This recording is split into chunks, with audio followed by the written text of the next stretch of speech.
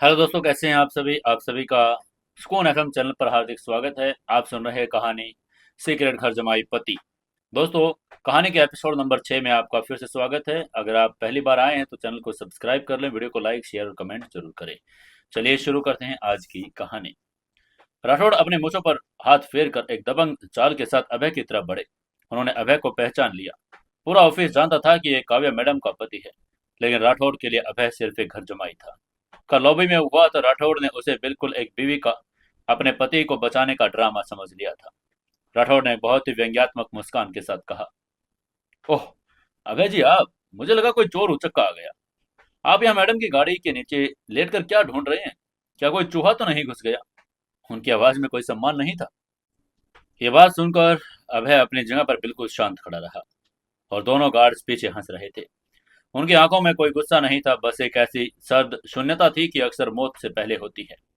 अभय ने बहुत ही धीमी, नीची और बिना कोई भारी आवाज वाली भाव में कहा, मैं चूहे नहीं ढूंढ रहा था मेजर। मैं तुम्हारी इस नाकामी को ढूंढ रहा था जिसकी वजह से इस बिल्डिंग की सिक्योरिटी एक मजाक बनकर रह गई है। राठौड़ की मुस्कान गायब हो गई। उसका फौजी अहम आहत हो गया। एक नकारा घर जमाई उन्हें उनकी नौकरी सिखा रहा था। राठौड़ ने एक कदम आगे बढ़ाया और धमकी भरे लहजे में कहा, अपनी जुबान संभाल कर बात कीजिए अभय जी।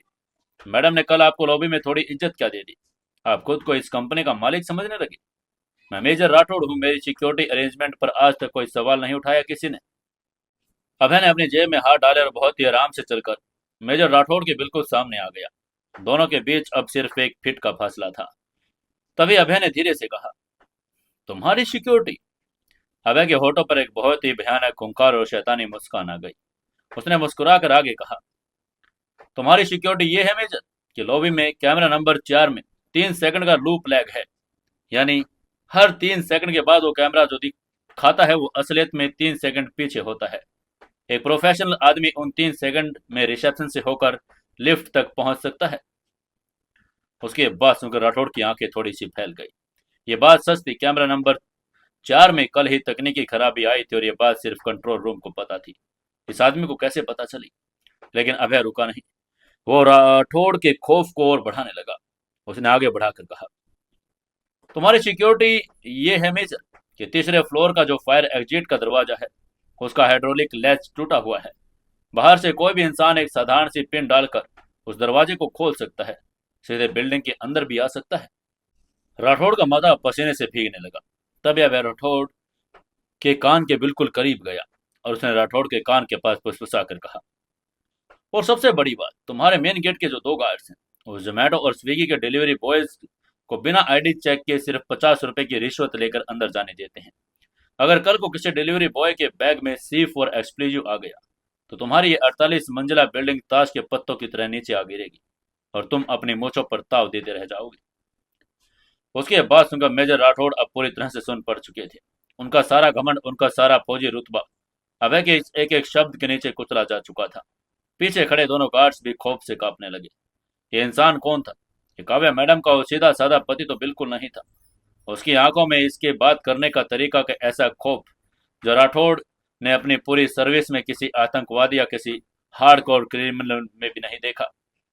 अबे पीछे हटा। उसने राठौड़ की आंखों में सीधे देख कर कहा, मैं तुम्हें सिर्फ 1 घंटे का वक्त दे रहा हूँ राठौड़। 1 घंटा।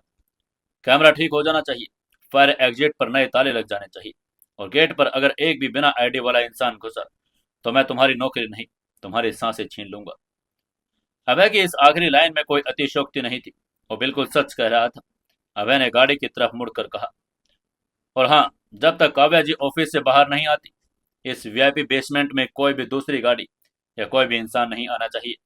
अगर मुझे इस गाड़ी के आसपास कोई दिखा तो मैं पहले गोली मारूंगा और फिर सवाल पूछूंगा। उसकी बात सुनकर राठौड़ ने घबराहट में अपना थूक निकल कर कहा, जी जी जी सर, मैं अभी सब ठीक करवा देता हूँ। मेजर राठौड़ जो कुछ मिनट पहले अभय जी और घर जमाई कहकर ताने मार रहा था वो अब सर कह रहा था। अभय का वो अल्फा रूप उन्हें पूरी तरह से अपने अधीन कर चुका था। अब ठोड़ और उनके गार्ड्स तुरंत वहां से भाग खड़े हुए। बेसमेंट में अब फिर से वही भयानक सन्नाटा छा गया। अभय वापस ओडी के पास आया। उसने अपनी जेब से चाबी निकाली, गाड़ी को अनलॉक किया और आगे वाली पैसेंजर सीट का दरवाजा खोलकर अंदर बैठ गया। गाड़ी के अंदर का चमड़े का महंगा इंटीरियर बाहर की घुटन से बहुत अलग था। अभय ने गाड़ी का दरवाजा बंद कर लिया। वो बिल्कुल अकेला था, कोई काव्या नहीं, कोई नीलम मल्होत्रा नहीं, कोई सिक्योरिटी गार्ड नहीं। अब वो सिर्फ एक छोटा मालिक था। अभय ने अपनी शर्ट के नीचे हाथ डाला और अपनी कमर के पीछे रखी हुई ग्लॉक 19 को बाहर निकाल लिया।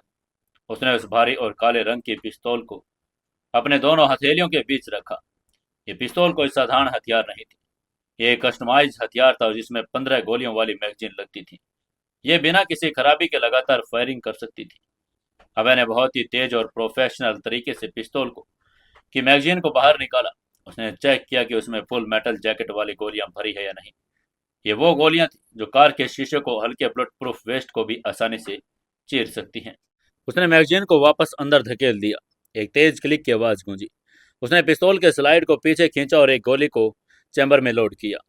अब यह हथियार मौत उगलने के लिए पूरी तरह से तैयार था। अभय ने पिस्तौल की सेफ्टी ऑन की और उसे वापस अपनी बेल्ट में पीछे की तरफ छुपा लिया। उसने अपनी आंखें बंद की, गाड़ी की सीट पर अपना सिर टिका दिया। उसके दिमाग में अब शाम 6 बजे की उस मीटिंग का नक्शा बनने लगा।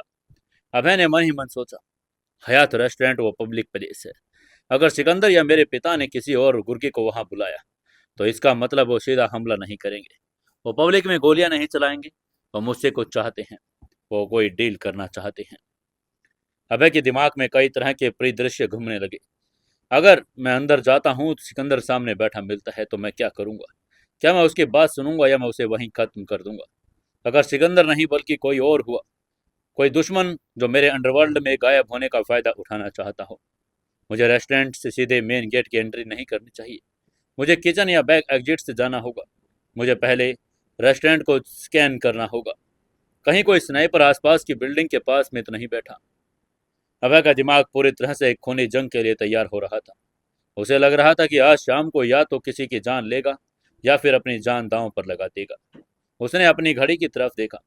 दोपहर के 1 बज गए थे और शाम 6 बजने में अभी 5 घंटे बाकी थे। ये 5 घंटे अभय के लिए किसी तपस्या की तरह थे। वो काव्या के ऑफिस के नीचे इस अंधेरे बेसमेंट में बैठा था, अपने हाथ में मौत का साजो सामान लिए। और उधर इसी बिल्डिंग की 8वीं मंजिल पर कॉन्फ्रेंस रूम की मीटिंग चल रही थी। काव्या टेबल के सिरहाने पर बैठी थी।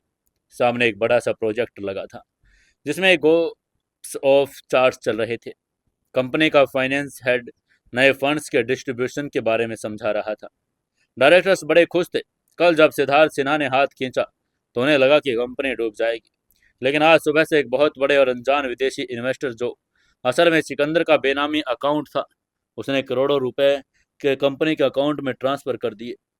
मीटिंग्स में एक बूढ़े डायरेक्टर ने चश्मा ठीक करके कहा, काव्या जी, ये किसी चमत्कार से कम नहीं। आपने रातों रात इतने बड़े इन्वेस्टर को कैसे मना लिया? हम सब आपके इस विजन की दाद देते हैं। काव्या ने बहुत ही प्रोफेशनल और आयरन लेडी वाली मुस्कान के साथ कहा, thank you sir. Malhotra industry की साख हमारी सबसे बड़ी ताकत है। इन्वेस्टर्स खुद हमारे पास आते हैं। हमें उनके पीछे भागने की जरूरत नहीं।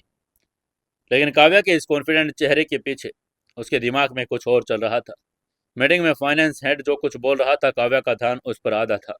उसका बाकी आधा दिमाग उस शाम की रहस्यमयी डेट की तैयारी में उलझा हुआ था।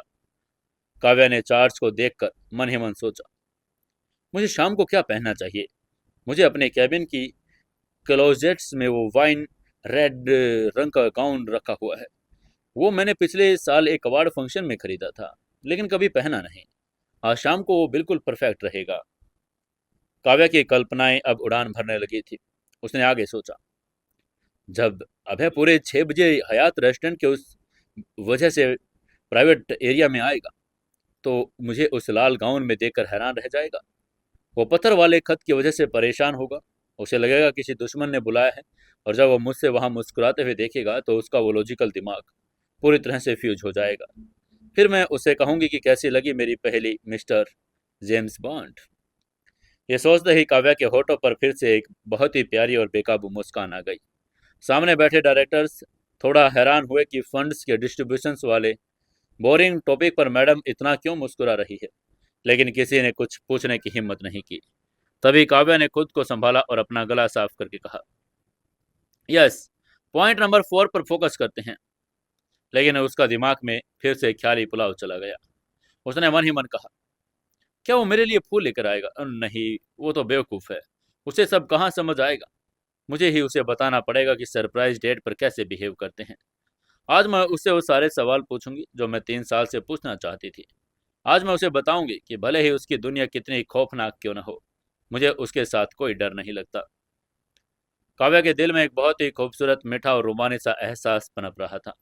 वो इस बात से पूरी तरह से अनजान थी कि उसका भेजा हुआ वो खेल का निमंत्रण अभय के लिए एक मौत का निमंत्रण बन चुका था। और काव्या को लग रहा था कि अभय बस परेशान होगा। वो जानती ही नहीं थी कि अभय परेशान नहीं था, अभय तैयार था, मारने के लिए और मरने के लिए। दोनों पति पत्नी अपनी अपनी जगह पर शाम के 6 बजने का इंतजार कर रहे थे। एक तरफ बेसमेंट के अंधेरे में बैठी वो खूंखार परछाई जो अपने पिस्तौल की गोलियों को गिन रही थी, और उधर दूसरी तरफ शीशे की इमारत की चोटी पर बैठी वो खूबसूरत औरत जो अपने सपनों के रंग को बुन रही थी। शाम 6 बजे ये और वो दोनों विपरीत दुनियाएं हयात रेस्टोरेंट के उस दरवाजे पर आपस में टकराएंगी तो धमाका होगा, गोलियों का नहीं, जज्बातों का होगा। एक ऐसा धमाका जो उन दोनों को हमेशा के लिए बदल कर रख देगा। घड़ी की सुइयां धीरे धीरे आगे खिसक रही थी। दोपहर के 2 बजे, 3 बजे, 4 बजे, खौफ और रोमांस का वो संगम अब कुछ ही दूर पर था। मल्होत्रा इंडस्ट्री की 48वीं मंजिल पर स्थित एक आलीशान कॉन्फ्रेंस रूम के भारी और साउंड प्रूफ शीशे वाले दरवाजे पर हल्की सी क्लिक की आवाज के साथ खुले और मीटिंग खत्म हो गई। कंपनी के बोर्ड ऑफ डायरेक्टर्स अपने अपने चेहरों पर राहत और मुनाफे की चकमक के लिए बाहर निकले। आज इस मीटिंग में साबित कर दिया कि सिद्धार्थ सिन्हा के बिना भी मल्होत्रा इंडस्ट्री की जड़ें बहुत गहरी हैं और कंपनी का भविष्य अब सुरक्षित है। काव्या सबसे आखिर में बाहर निकली। उसके चेहरे पर वो चिर परिचित सीईओ वाली सख्त और आत्मविश्वासी मुस्कान थी। उसने डायरेक्टर्स को विदा दिया और अपने हाथ में पकड़ी फाइलों को सीने से लगा लिया। अपने शानदार कैबिन की तरफ बढ़ गई। कॉरिडोर में चलकर काव्या ने हाई हील्स की खटखट गूंज रही थी, लेकिन जैसे वो अपने कैबिन के करीब पहुंच रही थी, उसके कदमों की वो कड़क और बॉस वाली चाल एक हल्की अल्हड़ और मस्तानी सी चाल में बदलने लगी। तान्या अपने डेस्क पर बैठी थी। तान्या ने उठकर पूछा, मैम मीटिंग कैसी रही? काव्या ने बहुत ही खुशनुमा आवाज में कहा, परफेक्ट तान्या, आज के लिए मेरा सारा शेड्यूल क्लियर करो। मुझे कोई कॉल्स, कोई अपॉइंटमेंट नहीं। मैं अगले कुछ घंटे अपने कैबिन में हूँ और मुझे कोई डिस्टर्ब नहीं चाहिए। उसकी आवाज़ आज उसकी रूखी आवाज़ से काफ़ी अलग थी। उसकी यह बात सुनकर आगे से तान्या ने सिर हिलाकर कहा, श्योर मैम। इसके बाद काव्या ने अपने कैबिन का भारी दरवाजा खोला और अंदर दाखिल होकर उसके पीछे लॉक कर लिया। कैबिन के अंदर अभी थोड़ा अंधेरा था, क्योंकि अभय के ऑर्डर के मुताबिक उस कांच की खिड़की पर लगे ब्लैक आउट ब्लाइंड्स अभी नीचे गिरे हुए थे। कमरे में सिर्फ छत पर लगी पीली और सफेद एलईडी लाइट जल रही थी। काव्या ने गिरे हुए पर्दों को देखा और उसके होठों पर एक बहुत ही प्यारी और शरारती मुस्कान खेल गई। काव्या ने मन ही मन सोचा, तुम सच में एक पागल रक्षक हो अभय। तुम्हें लगता कि हर जगह कोई दुश्मन घात लगाए बैठा है। तुम्हें क्या पता कि आज शाम को दुश्मन कोई और नहीं, तुम्हारी अपनी पत्नी है। काव्या ने अपनी फाइलें मेज पर फेंकी और एक गहरी सुकून भरी सांस ली। उसने अपना वो कड़क नेवी ब्लू ब्लेजर उतारा और उसे कुर्सी पर रख दिया। अब वक्त आ गया था शाम की उस रहस्यमयी डेट की तैयारी करने का।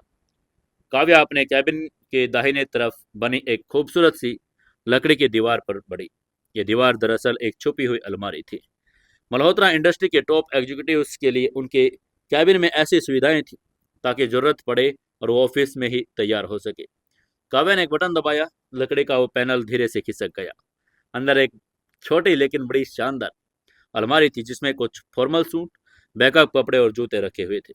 लेकिन काव्या की नजरें इन फॉर्मल कपड़ों पर नहीं, उसकी नज़र अलमारी के कोने में लटके उस पारदर्शी सूट कवर पर टिकी थी।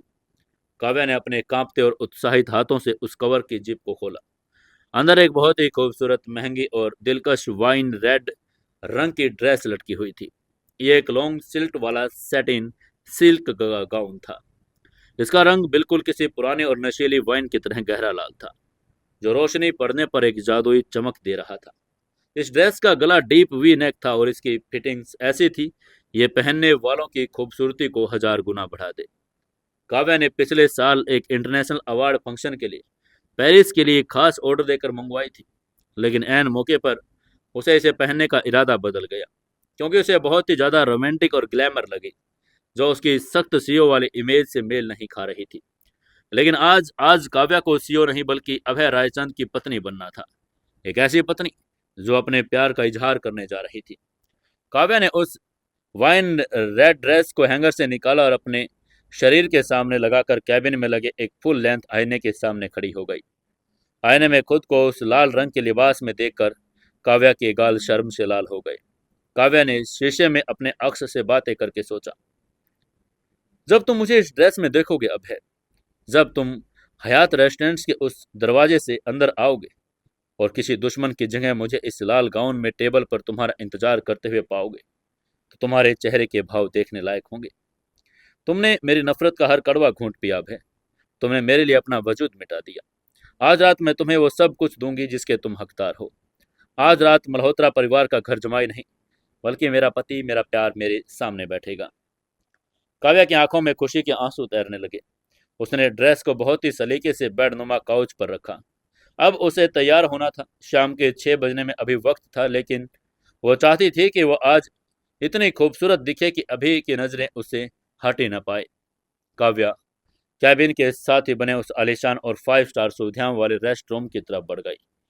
उसने दरवाजा खोला। वॉशरूम अंदर से इटालियन मार्बल से बना हुआ था और इसमें एक बड़ा सा ग्लास शावर एरिया और जकूजी बाथटब भी था। काव्या ने शॉवर का गर्म पानी ऑन किया। पानी की तेज धार शीशे की फर्श पर गिरने लगी और कुछ ही सेकंड में पूरा वॉशरूम एक हल्की महकती भाप से भर गया। काव्या ने अपने कपड़े उतारे और उस गर्म शावर के नीचे जाकर खड़ी हो गई। पानी के वो गर्म बूंदे उसके शरीर पर गिरते सारी थकान, सारी उलझने और पिछले 3 सालों का वो मानसिक बोझ वो धो रही थी। पानी उसके बालों से होता उसके चेहरे और गर्दन तक बह रहा था। काव्या ने अपनी आंखें बंद कर ली। उसे अचानक अभय का वो स्पर्श याद आया, जब कल रात द रॉयल एंड होटल में अभय ने उसे विक्रम के चंगुल से छुड़ाने के बाद अपने सीने से लगाया था। वो एहसास, वो गर्मी, वो सुरक्षा। काव्या के शरीर में एक मीठी सी सिरहन दौड़ गई। काव्या के ने उस गुनगुनाते हुए मुस्कुराते हुए सोचा, आज रात कोई शॉर्ट सर्किट नहीं होगा अभय। आज रात सिर्फ हम होंगे और मैं तुम्हें बताऊंगी कि अंधेरे में नींद क्यों नहीं आती। वॉशरूम का शीशा भाप से धुंधला हो चुका था। काव्या उस गर्म पानी के नीचे खड़ी होकर अपनी एक नई जिंदगी, नई शुरुआत के सपने बुन रही थी। उसे इस बात का रत्ती भर भी इल्म नहीं था कि जिस इंसान के लिए वो ये नई शुरुआत कर रही है, उसे वो इंसान इस वक्त मौत के इस खौफनाक चक्रव्यूह में घुसने की तैयारी कर रहा था। काव्या जहां गर्म पानी के शोर के नीचे सपने देख रही थी, वहीं दूसरी तरफ अभय रायचंद एक ठंडे, सुनसान, गंदे सर्विस एरिया में मौत का नक्शा बना रहा था। दोपहर ढलने लगी थी। शाम के करीब 4:30 बज चुके थे। वहीं उधर हयात रेस्टोरेंट इंडस्ट्रीज की इमारत के ठीक पीछे वाली सड़क पर स्थित था। ये एक बड़ा महंगा आलीशान वीआईपी लोगों का रेस्टोरेंट था। इसका मेन दरवाजा बहुत ही भव्य था और जहां लाल कालीन बिछा था और बाउंसर खड़े थे। लेकिन अभय कोई आम मेहमान नहीं था जो मेन दरवाजे से अपनी जान हथेली पर रखकर अंदर जाए।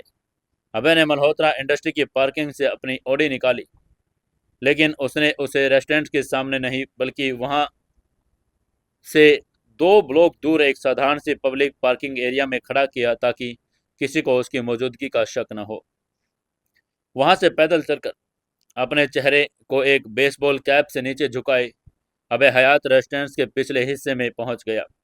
ये सर्विस एरिया था। यहाँ से रेस्टोरेंट्स का कचरा बाहर निकाला जाता था। यहाँ सब्जी और वो यहाँ पहुंच चुका था जहाँ ट्रक आते थे। यहाँ से किचन का स्टाफ ब्रेक के दौरान बाहर आकर सिगरेट पीता था। यह बहुत ही संकरी और बदबूदार गली थी। बड़े से बड़े हरे रंग के कूड़ेदान एक कतार में रखे थे और उनके आसपास मक्खियां भिन-भिना रही थी। अब एक बड़े से कूड़ेदान के पीछे दीवार से सटकर अंधेरे में खड़ा हो गया। उसका दिमाग पूरी तरह से टैक्टिकल मोड में था। उसे अपनी कैप थोड़ी सी उसने नीचे की और अपनी पैंट की पीछे लगी ग्लॉक 19 की ठंडी ग्रिप को अपनी उंगलियों से छुआ। हथियार का वो स्पर्श उसे यकीन दिला रहा था कि वो किसी भी अनहोनी के लिए बिल्कुल तैयार है। अभय की बाज ऐसी नजरें उस सर्विस दरवाजे पर टिकी थी जो सीधे रेस्टोरेंट के विशाल किचन में खुलता था। अभय ने अपने दिमाग की हर संभावना का कैलकुलेशन करके कहा, मेन दरवाजे से अंदर जाना बेवकूफ़ी होगी। अभय सिकंदर और उसके आदमियों ने मुझे बुलाया है तो इसलिए मेन गेट पर उनके आदमी जरूर बिठाए होंगे। वो देखेंगे कि मैं आ रहा हूँ और वो पूरी तरह से तैयार हो जाएंगे। अगर कोई शनाई पर हुआ तो मेन गेट के सामने वाली सड़क उसका सबसे अच्छा किल जोन है। अभय ने किचन के रास्ते इसलिए चुना क्योंकि माफिया और हिटमैन अक्सर वीआईपी एरिया पर फोकस करते हैं, सर्विस एरिया को नज़रअंदाज कर देते हैं, वहाँ कम सुरक्षा रखते हैं। किचन के रास्ते अंदर जाने से अभय सीधे दुश्मन के ब्लाइंड स्पॉट से तक पहुंच सकता था। तभी सर्विस दरवाज़ा खुला। एक भारी शरीर वाला आदमी जिसने शेफ की सफ़ेद यूनिफॉर्म और सिर पर टोपी पहनी थी बाहर निकला। उसके हाथ में सिगरेट थी। वो आदमी दरवाजे के पास खड़ा होकर कश लगाने लगा। कुछ सेकंड बाद एक वेटर भी बाहर आया। दोनों आपस में कुछ मजाक करने लगे। अभय अपनी जगह पर बिल्कुल स्थिर रहा।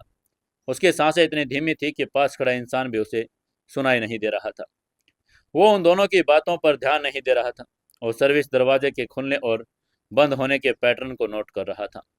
उसने देखा कि जब वो दोनों बाहर आए तो दरवाजा अपने आप बंद हो गया, लेकिन दरवाजे पर कोई इलेक्ट्रॉनिक लॉक या पैड नहीं था। यह एक साधारण हाइड्रोलिक दरवाजा था। अभय ने निष्कर्ष निकाल कर कहा, दरवाजा बाहर से लॉक नहीं, इसका मतलब डिलीवरी के लिए खुला रहता है। लेकिन अंदर किचन में कम से कम 20 से 50 लोग होंगे। उनके बीच से छुपकर निकलना नामुमकिन है। अभय ने अपनी घड़ी देखी। अभी 4:45 हुए थे। टाइम देखते ही उसने मन ही मन सोचा, मीटिंग शाम 6 बजे की। रेस्टोरेंट में शाम का डिनर सर्विस शाम 7 बजे से होता है। इसका मतलब है 5 बजे के आसपास किचन स्टाफ को ब्रेक मिलता होगा या शिफ्ट चेंज होती होगी। मुझे उसी वक्त का फायदा उठाना होगा। अभय की आंखों के सामने सिकंदर का वो खौफनाक चेहरा घूमने लगा। उसने सिकंदर को याद करके मन ही मन सोचा, सिकंदर, अगर तुम अंदर बैठे हो तो तुम ये भूल गए कि मुझे तुमने ही ट्रेनिंग दी थी। तुमने ही मुझे सिखाया कि दुश्मन के घर में दरवाजे नहीं, दीवार चीर कर घुसना चाहिए। अभय को याद आया कि कैसे बचपन में उसके पिता उसे सर्वाइवल और घुसपैठ की ट्रेनिंग दिलवाते थे। उसे याद था कि कैसे उसे एक बंद कमरे में बिना किसी हथियार के छोड़ दिया जाता और उसे बाहर निकलने का रास्ता खुद ढूंढना था। आज वो सारी ट्रेनिंग उसके काम आ रही थी। तभी गली के मोड़ पर एक छोटा पिकअप ट्रक आया। ये रेस्टोरेंट्स के लिए ताजी सब्जी और फ्रोजन मीट की डिलीवरी वाला ट्रक था। ट्रक बिल्कुल सर्विस दरवाजे के सामने आकर रुका। ट्रक का ड्राइवर बाहर निकला और उसने शेफ को देखकर हाथ हिलाया। शेफ ने सिगरेट का धुआं छोड़कर कहा, अरे मुरली भाई, आज लेट हो गई। ड्राइवर ने ट्रक का पिछला डाला खोलकर कहा, अरे हाँ उस्ताद, ट्रैफिक बहुत था यार, जल्दी से लड़के भेजो, माल उतरवाना है। शेफ ने दरवाजा खोला और अंदर आवाज लगाकर कहा, अरे छोटू, बाहर आओ जल्दी, माल उतारना है। किचन के अंदर से 3-4 हेल्पर लड़के बाहर आए। ट्रक से गत्ते के बड़े बड़े डिब्बे उतार कर किचन के अंदर लेकर जाने लगे। दरवाजा अब लगातार खुला हुआ था। वहां काफी चहल पहल हो गई थी। अबे के होठों पर एक सर्द मुस्कान आ गई।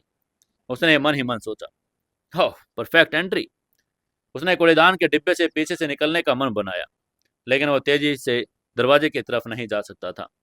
उसने ट्रक के ड्राइवर को थोड़ा देखा, एक तरफ खड़ा बीड़ी पी रहा था। हेल्पर्स डिब्बे लेकर अंदर जा रहे थे। अभय बिल्ली की तरह दबे पांव अपनी जगह से निकला। उसकी चाल में कोई आवाज नहीं थी। वो दीवार से सटकर ट्रक के उस हिस्से की तरफ गया जो सर्विस दरवाजे और ड्राइवर की नज़र से छुपा हुआ था। जब एक हेल्पर बड़ा सा डिब्बा लेकर अंदर गया, दूसरा हेल्पर अभी ट्रक की तरफ मुड़ा ही था। अभय ने उसे एक सेकंड के लिए ब्लाइंड स्पॉट का फायदा उठाया। बिजली की रफ्तार से ट्रक के पीछे से निकला और उन हेल्पर्स की नज़रों से बचता हुआ सर्विस दरवाजे के बिल्कुल पीछे जाकर खड़ा हो गया। अगला हेल्पर डिब्बा लेकर आया। जैसे ही वो हेल्पर ट्रक की तरफ मुड़ा, अभय ने बिना किसी आहट के खुले हुए दरवाजे से अंदर किचन में कदम रख दिया। किचन बहुत ही विशाल, गर्म और शोर शराबे से भरा हुआ था। गर्म तेल की चनचनाहट, बर्तनों के टकराने की आवाज, ओवन की गर्मी, तरह तरह के मसालों की तेज महक हवा में घुली हुई थी। शेफ लोग अपने अपने स्टेशन पर खड़े थे। अभय ने तुरंत एक बड़े से स्टील के रेफ्रिजरेटर को पीछे अपने आप को छुपाने की कोशिश की। उसने अपनी कैप को थोड़ा और पीछे नीचे किया। अभय ने किचन के लेटआउट को स्कैन करके अंदाजा लगाकर सोचा, यहाँ से डाइनिंग एरिया तक जाने के दो रास्ते हैं। एक मेन रास्ता जहाँ से वेटर्स खाना लेकर जाते हैं और दूसरा सर्विस कॉरिडोर जो रेस्ट रूम और वीआईपी लाउंज की तरफ खुलता है। अभय वेटर्स वाले रास्ते से नहीं जा सकता था क्योंकि वहाँ बहुत ज़्यादा स्टाफ था। कोई भी उसे पहचान कर शोर मचा सकता था। उसने सर्विस कॉरिडोर रास्ता चुना। अभय उस भारी स्टील के रेफ्रिजरेटर के पीछे से झांकने लगा। उसे उस कॉरिडोर तक पहुंचने के लिए एक तंदूर स्टेशन को पार करना था जहां दो लोग काम कर रहे थे। उसने इंतजार किया, एक कुशल शिकारी की तरह। उसे पता था कि धैर्य सबसे बड़ा हथियार है। तभी किचन के हेड शेफ ने जोर से ताली बजाकर कहा, चलो लड़को, 5 बज गए, जिनका ब्रेक है वो बाहर जाओ, बाकी लोग डिनर की तैयारी शुरू करो। तंदूर स्टेशन पर खड़े दोनों आदमियों ने अपने हाथ पीछे पहुंचे और बाहर सर्विस दरवाजे की तरफ बढ़ गए। ये वही पल था जिसका अभय को इंतजार था। वो तुरंत रेफ्रिजरेटर के पीछे से निकला और बिना किसी की नजर में आए एक परछाई की तरह तंदूर स्टेशन को पार कर गया। वो सीधे उस सर्विस कॉरिडोर के दरवाजे पर पहुंच गया और उसे धक्का देकर अंदर चला गया। सर्विस कॉरिडोर में हल्का अंधेरा था। यहाँ किचन के शोरगुल से काफी शांति थी। यहाँ दीवारों पर रेस्टोरेंट के स्टाफ के लिए कुछ नोटिस बोर्ड लगे थे और एक तरफ वाइन सेलर का दरवाजा था। अभय कॉरिडोर में चलकर डाइनिंग एरिया की तरफ बढ़ रहा था। उसने अपनी ग्लॉक 19 को अपनी बेल्ट के बाहर निकाल लिया। बंदूक की वो ठंडी धातु उसकी हथेली में थी और उसने अपनी उंगली ट्रिगर के बिल्कुल पास रखी थी, लेकिन उस पर नहीं। वो जानता था कि एक गलती और पूरा प्लान चौपट हो जाएगा। अभय ने दीवार के पीछे छुपकर रेस्टोरेंट के मेन डाइनिंग एरिया में झांक कर सोचा, 6 बजने में अभी 1 घंटा बाकी है। डाइनिंग एरिया बड़ा आलीशान था। मध्यम पीली रोशनी, कीमती झूमर, लकड़ी का शानदार फर्नीचर, बैकग्राउंड में बजता हुआ बेहद धीमा सा जैज म्यूजिक। रेस्टोरेंट अभी आम पब्लिक के लिए खुला नहीं था। वहां सिर्फ कुछ वेटर्स और टेबल सेट कर रहे थे। अभय की नजरें उस पूरे डाइनिंग हॉल को स्कैन कर रही थी। अभय ने हिसाब लगाकर कहा, जिसने मुझे बुलाया है वो अभी तक यहाँ नहीं आया होगा। वैन 6 बजे या उससे कुछ मिनट पहले आएगा। मुझे उससे पहले एक ऐसी जगह तलाशनी होगी जहां से मैं पूरे रेस्टोरेंट पर नजर डाल सकूं, कोई मुझे देख भी ना पाए। उसकी नजरें डाइनिंग हॉल के आखिर में बनी एक वीआईपी बालकनी पर गई। ये एक प्राइवेट डाइनिंग सेक्शन था जो मेन हॉल से थोड़ा सा ऊपर बना हुआ था और जहां मखमली पर्दे लगे थे। अभय ने मन ही मन सोचा, परफेक्ट स्नाइपर नेस्ट। उसने तय किया कि वो वीआईपी बालकनी में जाकर छिप जाएगा। वहां से उसे पूरे रेस्टोरेंट का नज़ारा साफ दिखेगा और जब वो दुश्मन अंदर दाखिल होगा तो अभय के पास एलिमेंट ऑफ सरप्राइज होगा। अगर वो सिकंदर हुआ तो अभय ऊपर से ही उस पर बंदूक तान देगा। अभय ने अपनी पिस्तौल को वापस पीछे रखा और दबे हुए पांव वीआईपी बालकनी की तरफ बढ़ने लगे। उसका दिल एक खौफनाक और बर्फीली शांति से भर चुका था। आज की शाम या तो उसके सारे दुश्मनों का अंत लेकर आने वाली थी या फिर वो खुद इस खूनी खेल का शिकार होने वाला था। वो इस बात से बिल्कुल बेखबर था कि इस मौत की बालकनी में वो सिकंदर को नहीं बल्कि उस रेड वाइन वाले ड्रेस सजी प्यारी और उम्मीदों से भरी काव्या को देखने वाला है। एक तरफ प्यार से सबसे खूबसूरत और मासूम साजिश रची गई तो दूसरी तरफ मौत का सबसे खौफनाक जाल बिछाया जा चुका था। जब शाम के 6 बजेंगे तो इन दोनों दुनियाओं की जो टक्कर होगी वो किसी हॉलीवुड थ्रिलर से ज्यादा दिल दहला देने वाली होगी। अभय वीआईपी बालकनी में उस अंधेरे कोने में जाकर बैठ गया। उसने पर्दे को हल्का सा खिसकाया ताकि वो मेन दरवाजे को देख सके और अब सिर्फ इंतजार था। घड़ी के टिक टिक के साथ साथ शाम के 6 बजने का वो वक्त करीब आ रहा था जो मल्होत्रा परिवार और अभय रायचंद की जिंदगी का सबसे बड़ा और सबसे जज्बाती और सबसे चौंकाने वाला पल बनने वाला था। शाम के करीब 5:45 बज चुके। हयात रेस्टोरेंट्स के उस आलीशान और मध्यम रोशनी वाले डाइनिंग हॉल में एक अजीब सी और रहस्यमयी शांति छाई हुई थी। रेस्टोरेंट अभी मेहमानों के लिए नहीं खुला था। अंदर कुछ गिने चुने वेटर थे जो टेबल पर सफ़ेद रंग के चमचमाते सिल्क के कपड़े बिछा रहे थे, क्रिस्टल के वाइन ग्लास सेट कर रहे थे, चांदी की कटलेरियों को सलीके से सजा रहे थे। बैकग्राउंड में एक बहुत धीमा, सुरीला लेकिन कहीं कहीं न बेचैन कर देने वाला जैज म्यूजिक बज रहा था। मेन डाइनिंग हॉल से थोड़ा ऊपर उस अंधेरी और एकांत वीआईपी बालकनी में बैठा अभय रायचंद किसी पत्थर की मूर्ति की तरह पूरी तरह से स्थिर था। उसका पूरा शरीर अंधेरे में विलीन हो चुका था। उसने अपनी बेसबॉल कैप को थोड़ा नीचे और खिंचका लिया ताकि नीचे से अगर कोई ऊपर देखे तो उसे सिर्फ एक परछाई नजर आए। उसकी गहरी, ठंडी और शिकारी जैसी निगाहें रेस्टोरेंट के उस विशाल कांच के मुख्य दरवाजे पर टिकी हुई थी। अभय के दाहिने हाथ की उंगलियां उसकी बेल्ट के पीछे की तरफ लगी उस ग्लॉक 19 पिस्तौल की ठंडी और खुरदरी ग्रिप को लगातार महसूस कर रही थी। उसकी तर्जनी उंगली ट्रिगर के बिल्कुल करीब थी। वक्त जैसे रेंग रहा था। अभय के कानों में अपने घड़ी की टिक टिक आवाज किसी हथौड़े की तरह गूंज रही थी। अभय का दिमाग एक टेक्निकल कंप्यूटर की तरह काम कर रहा था। उसने मन ही मन में सोचा, अगर ये सिकंदर की चाल है तो वो अकेला नहीं आएगा। वो अपने साथ कम से कम 4-5 हाई ट्रेंड कमांडो लेकर आएगा। वो मेन गेट से एंट्री करेगा ताकि मुझे अपनी ताकत दिखा सके। अगर मुझे यहाँ मारने के लिए बुलाता है तो जगह कोई खंडर होती। उसने मुझे एक पब्लिक प्लेस पर बुलाया, इसका मतलब वो बात करना चाहता है, वो कोई डील करना चाहता है। अभय ने बालकनी से नीचे पूरे रेस्टोरेंट्स पर एक बार फिर से जायजा लिया।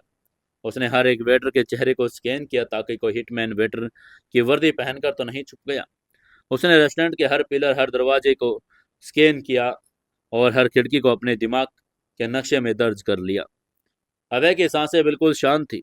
ये वो वक्त था जब किसी भी आम इंसान की धड़कनें खौफ से तेज हो जाती है, लेकिन अभय आम इंसान नहीं था। अंडरवर्ल्ड की उस खूनी दुनिया में उसे यही सिखाया गया था कि मौत जब सामने हो तो तुम्हारी सांसें जितनी शांत होगी, तुम्हारा निशाना उतना ही अचूक होगा। अभय ने अपनी दांतों को पीसकर मन ही मन एक खौफनाक कसम खाकर खा, मैं किसी भी कीमत पर उस खूनी एम्पायर में वापस नहीं लौटूंगा।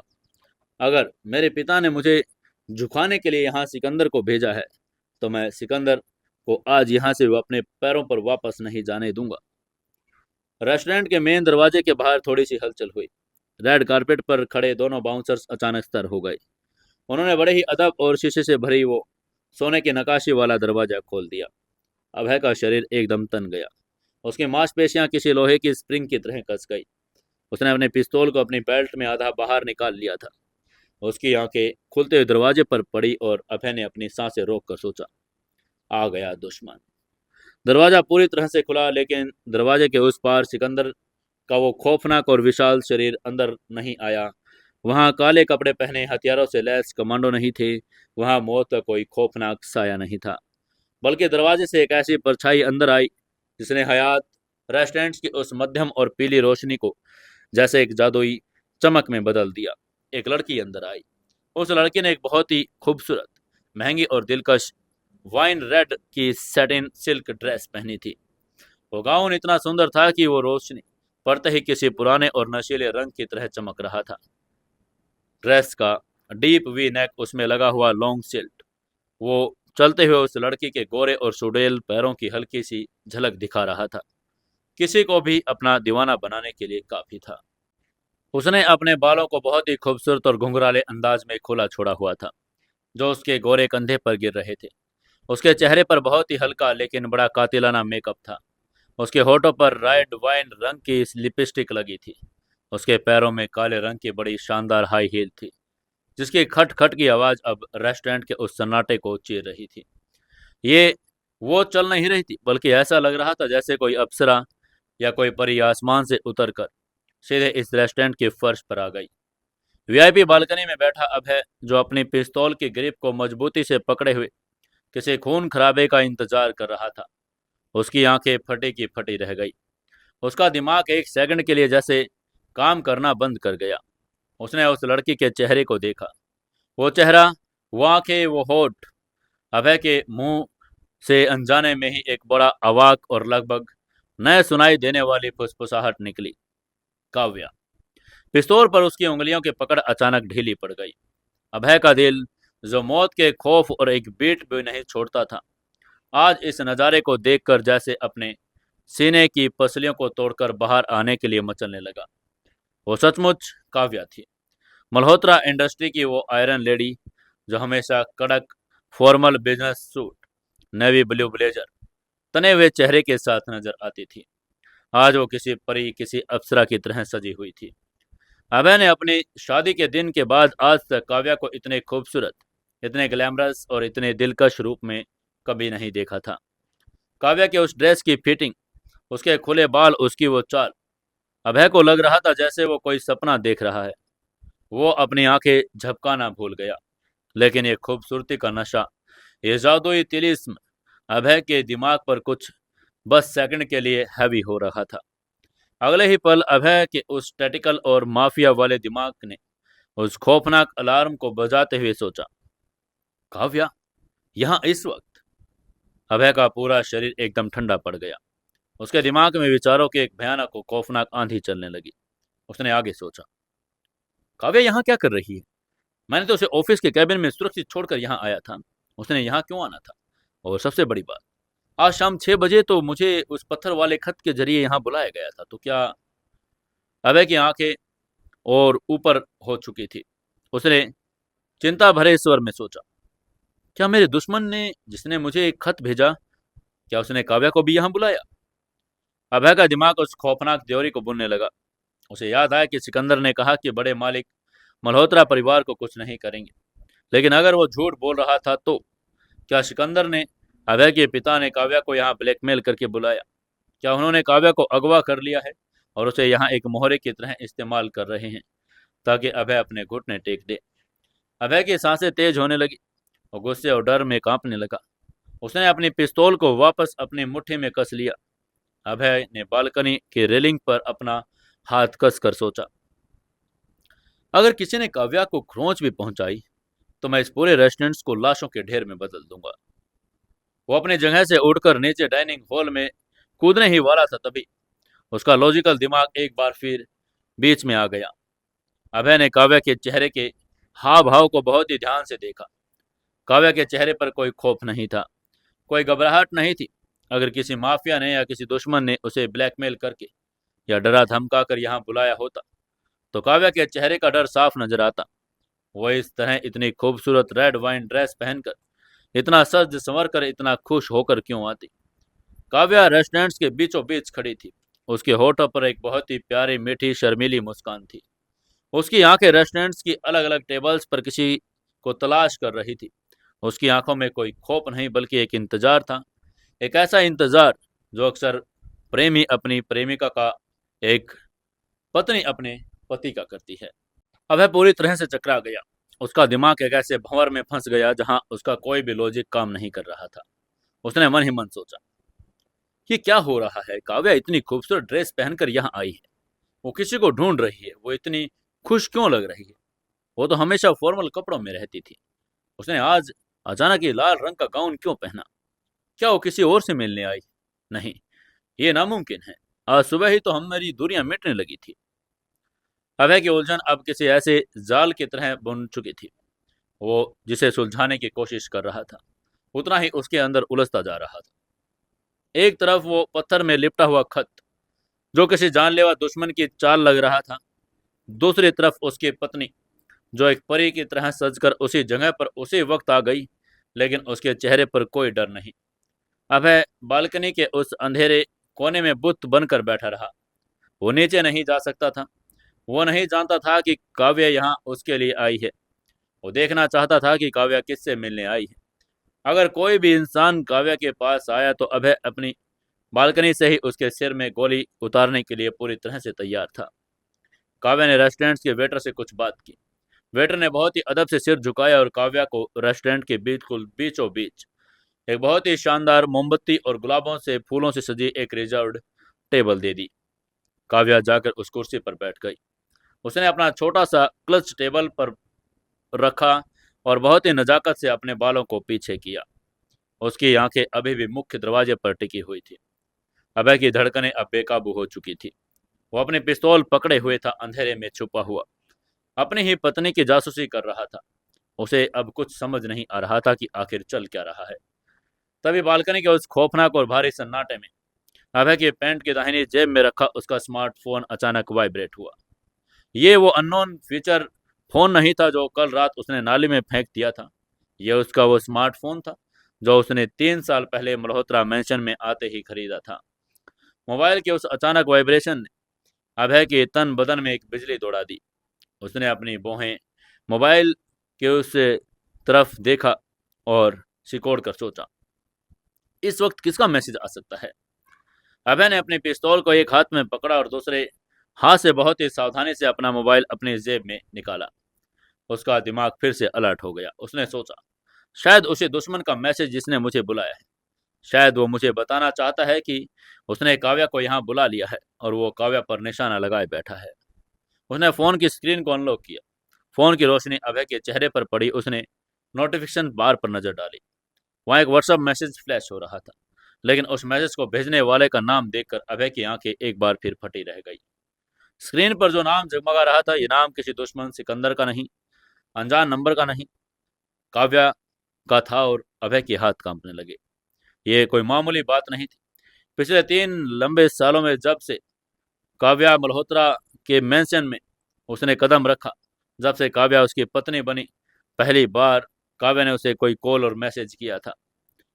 इन 3 सालों में अभय ने न जाने कितनी बार रात के अंधेरे में अपने फोन की स्क्रीन को खोलकर व्हाट्सएप डीपी की घंटों तक उसे निहारा। उसने न जाने कितनी बार चैट बॉक्स में good morning, take care, I love you type किया, लेकिन कभी सेंड का बटन दबाने की हिम्मत नहीं कर पाया। उसे डर था कि काव्या उसका मैसेज देखकर और ज्यादा चिढ़ जाएगी। और आज आज काव्या का मैसेज उसके फोन पर आया था। अभय का वो माफिया और कमांडो वाला दिमाग अब पूरी तरह से शॉर्ट सर्किट हो चुका था। अभय के मुंह से हक्के बक्के रह जाने वाली आवाज निकली, काव्या का मैसेज मुझे। नीचे रेस्टोरेंट में काव्या टेबल पर बैठी हुई थी। अभय ने बालकनी से नीचे देखा। काव्या के हाथ में उसका फोन था और वो बहुत ही प्यारी सी मुस्कान के साथ फोन की स्क्रीन को देख रही थी। अभय ने कांपते हुए अंगूठे से उस नोटिफिकेशन पर टैप किया और व्हाट्सएप की चैट को खोला। बॉक्स जो पिछले 3 सालों से बिल्कुल खाली पड़ा था, आज एक मैसेज चमका। अभय ने उस मैसेज को पढ़ा और बहुत ही सादे और छोटे शब्दों में लिखा था, क्या तुम हयात होटल पहुंच गए? एक इस लाइन के मैसेज को पढ़ते ही अभय रायचंद के दिमाग में हजारों परमाणु बम फट गए। क्या तुम हयात होटल पहुंच गए? अभय ने इस मैसेज को बार बार पढ़ा, 3 बार पढ़ा। उसका दिमाग अब किसी भंवर के गोल गोल घूमने लगा। उसने खुद से पूछा, काव्या मुझसे पूछ रही क्या मैं हयात होटल पहुंच गया? उसे कैसे पता कि मैं यहाँ आ रहा हूँ? मैंने तो उससे कहा था कि मैं पार्किंग की सिक्योरिटी चेक करने जा रहा हूँ। अभय ने नीचे देखा। काव्या अभी भी मुस्कुराते दरवाजे की तरफ देख रही थी। उसने आगे सोचा, अगर काव्या को पता है कि मैं यहाँ आ रहा हूँ तो मुझसे यहाँ पहुंचने का पूछ रही है, तो वो इतनी खूबसूरत ड्रेस में पहनकर मोमबत्ती वाली टेबल पर बैठी मेरा इंतजार कर रही है। तो इसका मतलब। अचानक अभय के दिमाग में उस सुबह के पत्थर और सफेद कागज का ख्याल किसी बिजली की तरह कौंधा। आज शाम 6 बजे मुझे मल्होत्रा इंडस्ट्री के पीछे हयात रेस्टोरेंट में मिलना। उस कागज पर छपी हुई वो लाइन, उसमें कोई नाम नहीं, कोई धमकी नहीं, कोई गाली नहीं। Oh my God! अभय के मुंह से एक गहरी, बहुत ही लंबी, लगभग कांपती हुई सांस बाहर निकली। उसके हाथ में ग्लोक 19 पिस्तौल, जिसे वो मौत का तांडव करने के लिए लेकर आया था, वो फिसल कर उसके बगल सोफे पर गिर गई। उसका खूंखार, शातिर, रणनीतिकार और दुनिया के सबसे खतरनाक अंडरवर्ल्ड एम्पायर का वारिस वाला दिमाग आज एक लड़की की छोटी सी, प्यारी सी, मासूम सी पहेली के सामने घुटने टेक चुका था। उसे सब समझ आ गया। सब कुछ शीशे की तरह साफ हो गया। वो पत्थर किसी दुश्मन ने नहीं फेंका, वो कागज किसी सिकंदर और उसके पिता की चाल नहीं। वो सब काव्या की एक मीठी साजिश थी। काव्या ने उसे सीक्रेट एडमायर की तरह एक पहेली बनाकर यहाँ डेट पर बुलाया था। अभय ने अपने दोनों हाथों में अपने चेहरे को ढक कर कहा, ओह, मैं दुनिया का सबसे बड़ा बेवकूफ हूँ। वो उस बालकनी में अंधेरे में बैठा बैठा अपनी बेवकूफ़ी पर, अपनी ओवर सिक्योरिटी वाली सोच पर अंदर ही अंदर हंसने लगा। यह हंसी पागलपन की हंसी नहीं थी। यह उस अथाह प्यार, उस सुकून और उस मासूमियत की हंसी थी जो उसे आज अपनी पत्नी को इस रूप को देखकर महसूस हो रही थी। अभय ने मुस्कुराकर अपनी आंखें नम करके सोचा, तुमने मेरे दिमाग का क्या हाल कर दिया काव्या। मैं यहाँ मौत की तैयारी करके आया था और मैं इस पूरे रेस्टोरेंट को खून से लाल करने का नक्शा बना रहा था। मैं किचन के पीछे से कूड़ेदान के बीच छुपकर एक चोर और एक किलर की तरह यहाँ से बालकनी में छिप कर आया हूँ। और तुम मुझे एक रोमांटिक डेट पर बुला रही थी। अभय को अपनी इस हालात पर तरस आ रहा था और प्यार भी। उसने अपनी पिस्तौल को उठाया, उसकी सेफ्टी ऑन की और वापस अपनी पैंट की गहराई में छुपा लिया, जहाँ से वो काव्या को महसूस न हो सके। उसने अपनी वो काली बेसबॉल कैप सिर से उतारी और उसे बालकनी के सोफे पर फेंक दिया।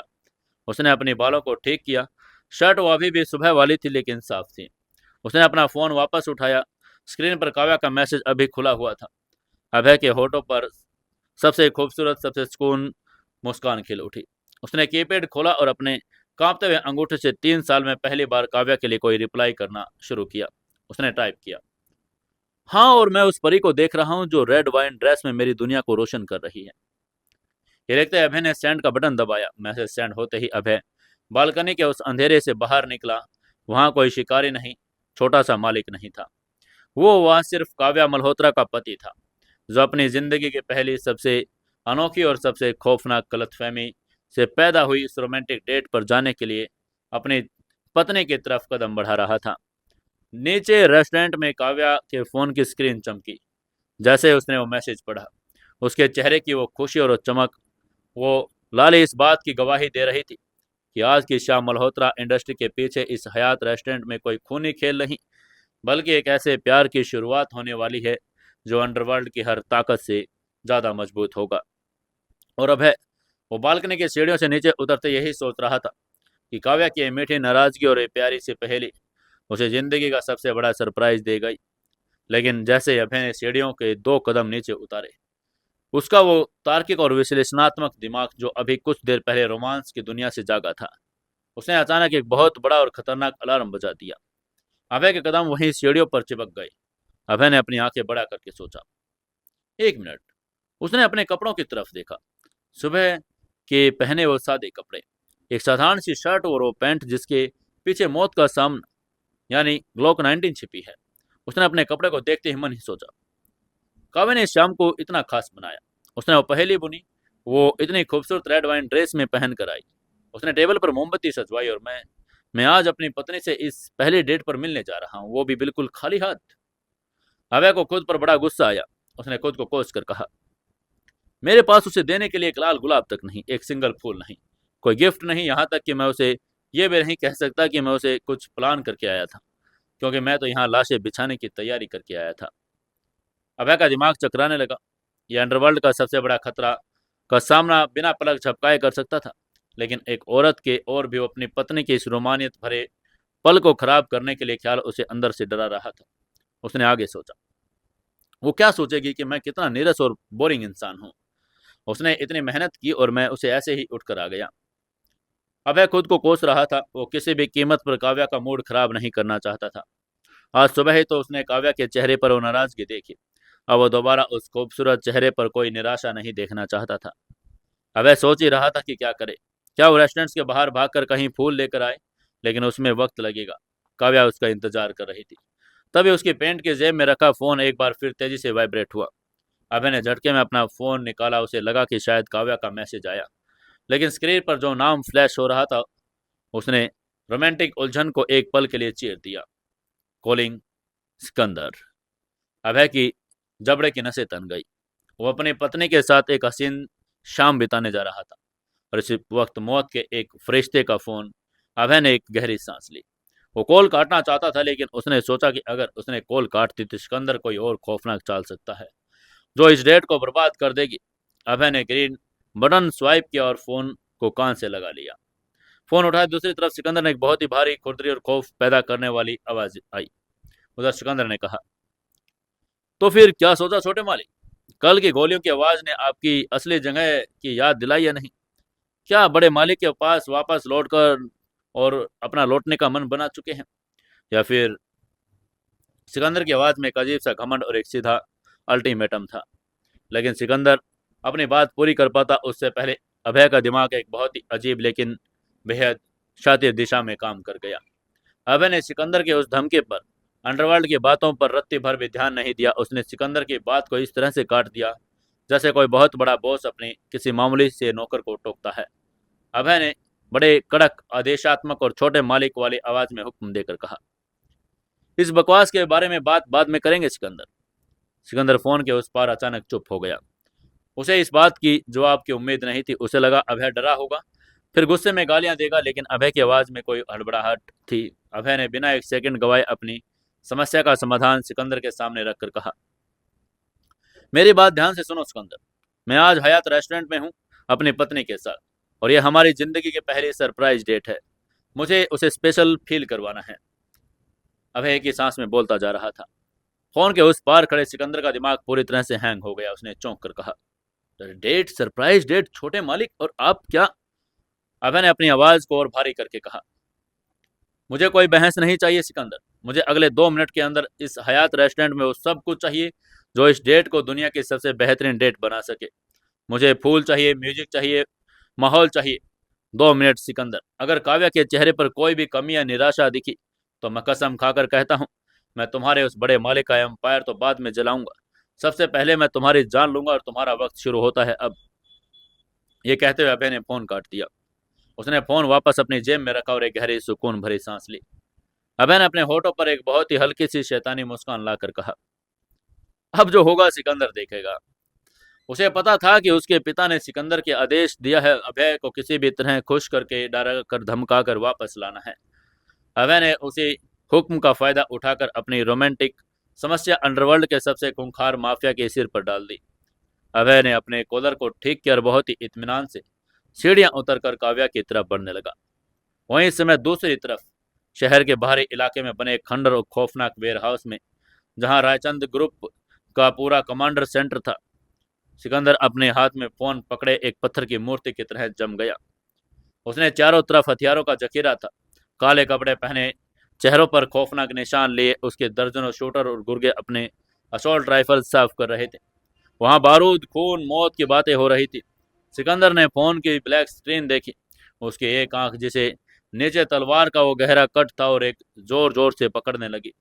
सिकंदर ने अपने खुरदरे होठ से बड़बड़ा कर कहा, सरप्राइज डेट, स्पेशल फील करवाना है, म्यूजिक, फूल।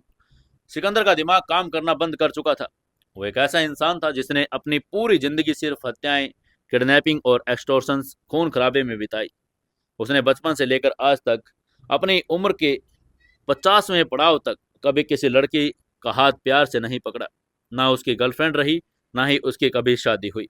उसके लिए रोमांस एक विदेशी भाषा थी जिसे उसे कोई अक्षर भी नहीं पता था। सिकंदर ने अपने विशाल हाथों में अपना सिर पकड़कर कहा, ये डेट परफेक्ट कैसे बनाते हैं।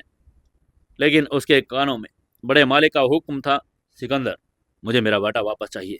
उसे डराओ, उसे धमकाओ, अगर वो कुछ मांगे तो उसके कदमों में बिछा दो, उसे खुश करो लेकिन वापस लेकर आओ। अगर वो डेट परफेक्ट नहीं हुई तो सिकंदर किसी भी कीमत पर छोटे मालिक के इस ऑर्डर को नहीं टाल सकता था। वो बड़े मालिक के हुक्म का गुलाम था। सिकंदर की वो खौफनाक गगनभेदी दहाड़ पूरे वेयर हाउस में गूंज गई। अबे ओए! हथियार साफ कर रहे सारे खूंखार गुंडे अपनी जगह पर सीधे खड़े हो गए। उनकी सांसें अटक गई। सबको लगा कि किसी बहुत बड़े गैंगवार का ऑर्डर आने वाला है। सिकंदर ने पागलों की तरह चिल्लाकर कहा, कालिया, रंगा, पाशा, सब इधर आ जाओ।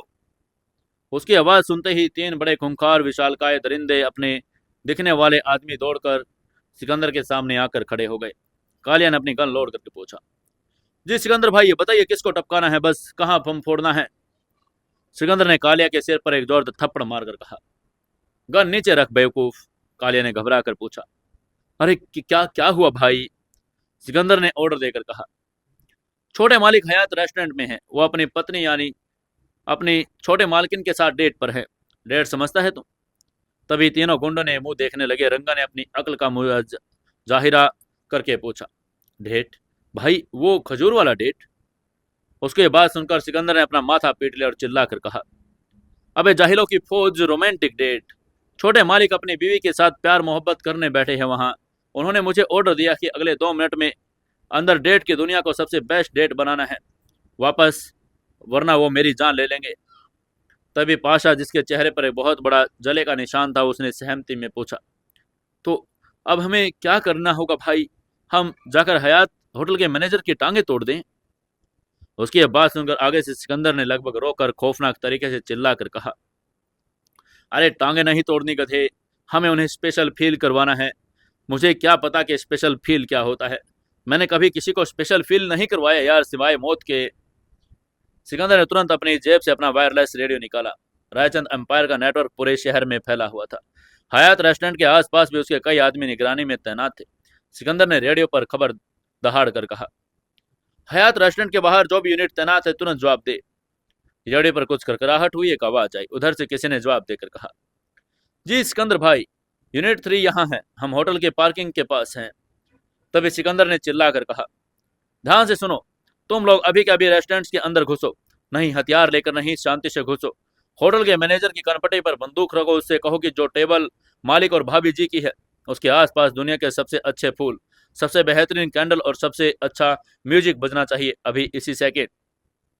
तभी रेडियो पर आदमी की घबराहट आवाज आई। उसने घबरा कर पूछा, लेकिन भाई इतनी जल्दी फूल कहाँ से लाएं? उसके बाद सुनकर सिकंदर ने जोर से चिल्लाकर कहा, तो क्या मैं यहाँ से पैदा करूं फूल? होटल के डेकोरेशन रूम में जाओ, किसी शादी वाले की गाड़ी से नोच लाओ। मुझे नहीं पता, अगर अगले 1 मिनट में भाभी जी के टेबल पर लाल गुलाबों का पहाड़ नहीं लगा तो मैं तुम सबको उसी होटल के तंदूर में भून दूंगा। जाओ। उसकी बात सुनते सिकंदर ने रेडियो फेंका और कालिया की तरफ मुड़कर कहा, तू शक्ल क्या देख रहा है मेरी? गूगल कर, जल्दी गूगल करके डेट को रोमांटिक कैसे बनाते हैं। उसके बाद सुनते ही कालिया ने कांपते हुए हाथों से स्मार्टफोन निकाला और उसमें लिखा, भाई इसमें लिखा है कि वायलिन म्यूजिक बहुत रोमांटिक होता है। उसकी बात सुनते ही सिकंदर ने पाशा को धक्का देकर कहा, तो हयात के मैनेजर से कहो कि वायलिन बजाने वाले को तुरंत टेबल के पास खड़ा करे। फोन लगा उसको, कह दे कि अगर वायलिन वाले ने एक भी सुर गलत बजाया तो मैं उसकी उंगलियां काट कर वायलिन के तारों पर पटक दूंगा। वेयर हाउस में जो खूंखार हत्यारे कल तक गोलियां चलाने की प्लानिंग कर रहे थे, वो आज पागलों की तरह इंटरनेट पर रोमांटिक टिप्स सर्च कर रहे थे। होटल मैनेजमेंट को फोन पर गालियां देकर रोमांस का इंतजाम करवा रहे थे। यह अंडरवर्ल्ड के इतिहास के सबसे अजीबोगरीब और हास्यास्पद नजारा था। इसी समय उधर हयात रेस्टोरेंट्स के डाइनिंग हॉल में काव्या अपनी जगह पर बैठी हुई थी। उसके चेहरे पर अभय का और रिप्लाई पढ़ने के बाद एक ऐसी जादुई चमक थी जो किसी भी को मदहोश कर दे। वो अपनी उंगलियों को उस वाइन ग्लास के किनारे से सहला रही थी। उसकी नजरें मुख्य दरवाजे और सीढ़ियों की तरफ टिकी थी। तभी काव्या की नजर सीढ़ियों से नीचे उतरते उस शख्स पर पड़ी। ये अभय था। उसने कोई महंगा सूट टक्सीडो नहीं पहना। वो अपने उसी साधारण ग्रे टी शर्ट और ट्रैक पैंट में था।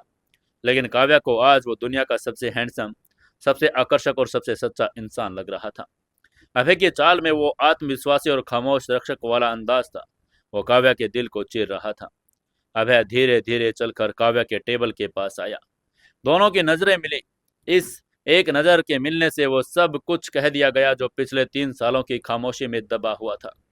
वो नफरत, वो दूरियां, वो गलत फहमियां, सब कुछ इस हयात रेस्टोरेंट की पीली रोशनी में भाप बनकर उड़ गया। काव्या ने एक बहुत ही प्यारी भीगी हुई शिकायत भरी मुस्कान के साथ कहा, तुम सच में बहुत बेवकूफ हो। अभय ने टेबल के पास पहुंचकर एक गहरी सांस ली। उसके चेहरे पर एक ऐसी शर्मिंदगी और ऐसा प्यार था जो किसी भी औरत का दिल पिघला दे। अभय ने बहुत ही धीमी और रेशमी आवाज में कहा, मैं कबूल करता हूं, मैं दुनिया का सबसे बड़ा बेवकूफ हूं, जो अपनी जिंदगी की सबसे बड़ी और सबसे खूबसूरत सच्चाई को समझने में 3 साल लगा दिए। अभय ने काव्या को ठीक सामने वाली कुर्सी को खींचा और उस पर बैठ गया। अभय ने काव्या के उस रेड वाइन ड्रेस को देखकर कहा, तुम तुम सच में एक परी लग रही हो।